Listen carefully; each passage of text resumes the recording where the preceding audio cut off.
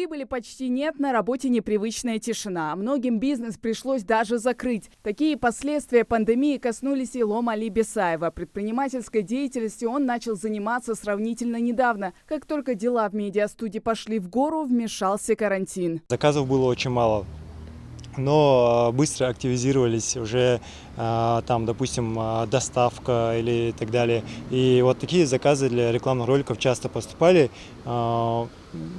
В принципе, бизнес затормозился, но не остановился. Я получил консультацию, как лучше строить маркетинговую работу. Али Чехкиев открыл свой бизнес год назад, но вмешалась пандемия, и дело оказалось убыточным. Я был на одном тренинге, который проводился тут, и тут показывали, рассказывали, как правильно найти подход в работе, найти подход именно по большей части даже к персоналу.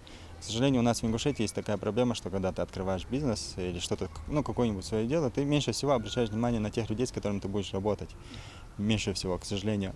Вот тут в мой бизнес был приглашен человек, чтобы он нам, человек, который действительно разбирается, чтобы он нам показывал, рассказывал, как правильно найти подход к работе. И самое главное, как правильно подобрать персонал и людей, с которыми ты будешь работать. Во время пандемии обращения в формате онлайн возросли в разы, отмечают в бизнес-центре. По словам руководителя, чаще всего к ним обращаются за консультацией по привлечению инвестиций. Если мы сейчас говорим, что предприниматели, большинство закрылись в период пандемии, и после пандемии не смогли реанимировать свои предприятия, то у нас есть опыт даже того, что предприниматель, человек, который не являлся предпринимателем до этого, в период пандемии стал предпринимателем, и у него бизнес уже идет вверх.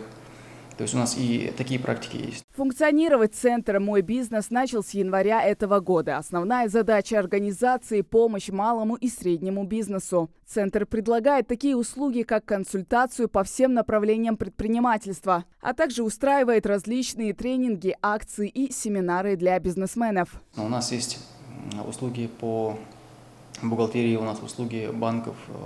Также мы занимаемся бесплатной регистрацией ООО и ИП, например.